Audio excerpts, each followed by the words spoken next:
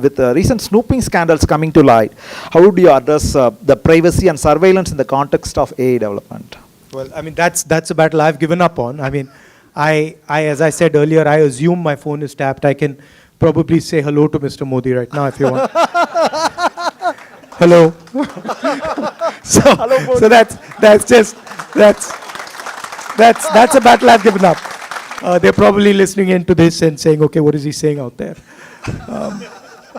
But on a more serious note, I think these are actually very important things, and I think you need to establish rules with regards to privacy of citizens, privacy of data, and protection of data of our people, as a nation and as individuals. Thank you. AI has the potential to disrupt employment patterns. How do you ensure that AI doesn't leave behind those who might lose their jobs due to automation? Frankly, I'm not one of those people who believes that AI is going to massively decrease jobs. I don't buy that argument. Okay. Right? I think that some jobs will be lost and many more jobs will be created. Right? And I think we've seen this before. I was reading actually some accounts of when the steam engine, which you mentioned, was invented. People were saying it's going to destroy all jobs. The petrol engine was seen as something that would destroy all jobs. Computers were seen as something that will destroy all jobs. So we've seen this before. And none of these technologies have actually destroyed jobs. I think they have reallocated jobs. They've redistributed them. But I don't think we need to be worried about massive job losses. I might be wrong, but that's how I think about it.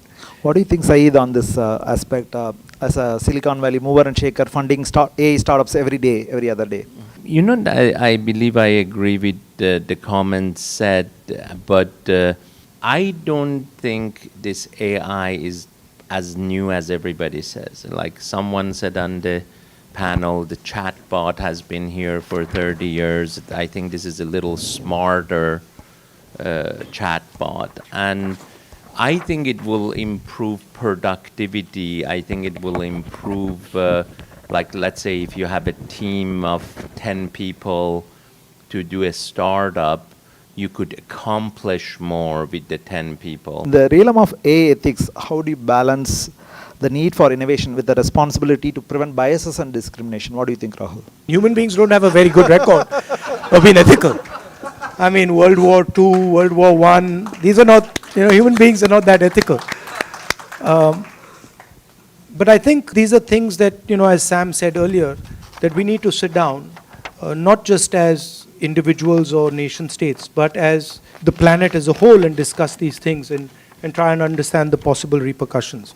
I mean, these type of technologies have existed before. There is a precedent. It's not, AI is not, the first time a technology is dangerous. Nuclear weapons, for example, are an example that were very dangerous and were sort of managed reasonably effectively. So I'm sure that these questions can be tackled. I think we should be optimistic about things like AI, and also what you mentioned, we should be realistic. I mean, I'm also not entirely convinced that it's going to transform the world completely and everything's going to go upside down. So I think there's a little bit of balance that is required when you look at these things. Education plays a vital role in the AI literacy. So how do you think we can integrate AI education as part of the Indian curriculum? Maybe if you become the Prime Minister of India in 2024, what skills you think India should prioritize for future generations? I mean, for me, I'm sitting here today, and a lot of my time is spent back home in the rural environment. So it's a cultural sort of huge transition, seeing, having this type of discussion and then seeing the reality of the Indian education system and our school system and stuff like that. I think on the higher education side, on the engineering side and the technical side, our education system is reasonable. It's good. And it's competitive with any other, top economy of the world. I think where a lot of work needs to be done is the sort of primary education, the secondary education, education for poorer people, weaker sections of society. I think that's where a lot of focus needs to be put. And then also I feel that India needs to think about production and manufacturing and the type of skills that go into production and manufacturing, which frankly we haven't paid as much attention as we should, and I think is almost as critical as the services. Maybe before moving to the last question, I want to ask one question to both of you. In the global artificial intelligence race, how would you position India as a leader while ensuring ethical and responsible development? Maybe Saeed. I think you mentioned it quite frankly. Technology can be very positive, and if you use it the wrong way, it can be very negative. Like cloning, you could say it has been controlled pretty well. And, gene technology the same way. So I really feel we would have enough discipline just to control the negative part of it and focus on the positive. That's all I can add. I think on the India and AI question, I think India and China have the largest data set on the planet. And I think any AI system is going to operate on that data. We have a huge resource. We have to understand what that resource is, and we have to make sure that we benefit from that resource. It's also very easy to dissipate that resource. So we have to think carefully about data, how we are going to utilize that data, who that data belongs to in terms of individuals, state, etc. So we have to do a lot of thinking along those lines. We need to make sure that we understand the repercussions of misusing or incorrect use of that data. Today, I don't think India as a country has quite understood the wealth of its own data. We don't really understand it, right?